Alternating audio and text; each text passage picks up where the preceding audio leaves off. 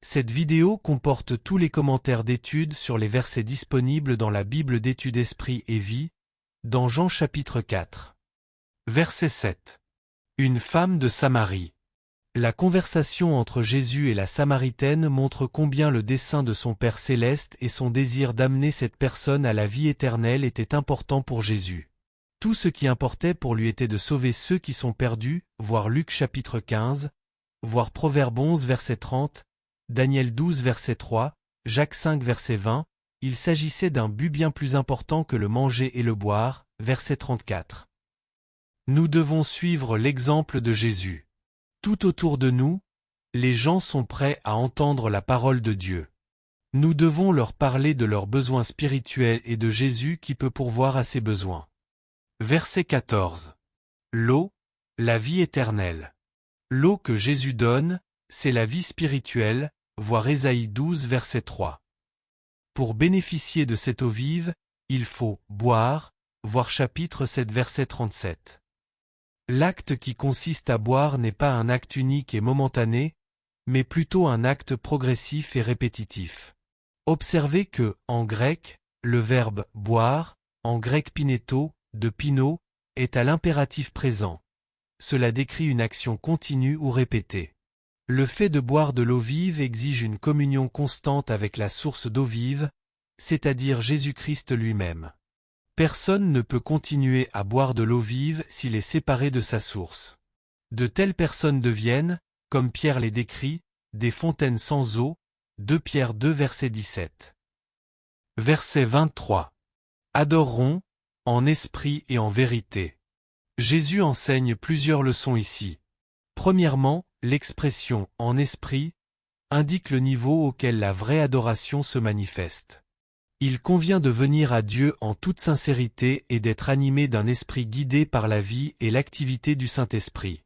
Deuxièmement, la « vérité » en grec aletheia est l'une des caractéristiques de Dieu, Psaume 31 verset 6, Romains 1 verset 25, 3 verset 7, 15 verset 8, elle est incarnée en Christ, chapitre 14 verset 6, 2 Corinthiens 11 verset 10, Éphésiens 4 verset 21, elle est une partie intrinsèque du Saint-Esprit, chapitre 14 verset 17, 15 verset 26, 16 verset 13, et elle est située au cœur de l'Évangile, chapitre 8 verset 32, Galates 2 verset 5, Éphésiens 1 verset 13.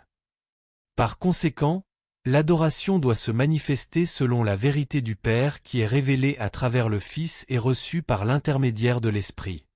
Ceux qui préconisent une adoration qui met de côté la vérité et les doctrines de la parole de Dieu ont en réalité mis de côté le seul fondement de la véritable adoration, voir l'article sur l'adoration. Verset 24. Vérité.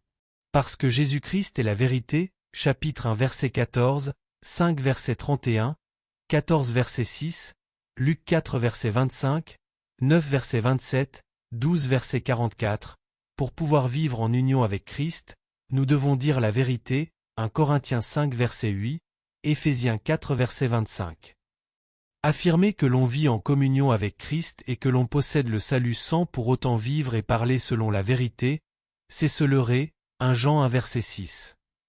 Ceux qui n'ont pas en eux la vérité dévoilent la véritable condition de leur cœur, chapitre 8 verset 44, acte 5 verset 3, à savoir qu'ils s'opposent fondamentalement à Dieu et qu'ils se situent en dehors du royaume des cieux, Apocalypse 21 verset 8 et verset 27, 22 verset 15, voir Apocalypse 14 verset 5.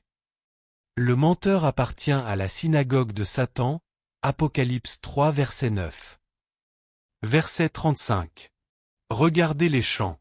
Voir Matthieu 9 verset 37, note. Verset 36.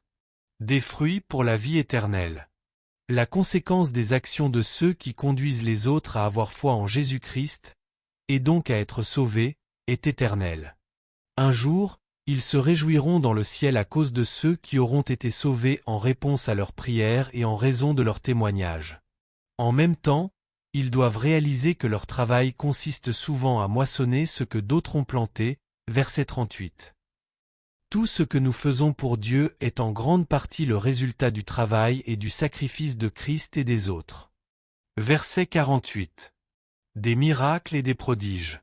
Les miracles et les prodiges constituent une œuvre authentique du royaume de Dieu.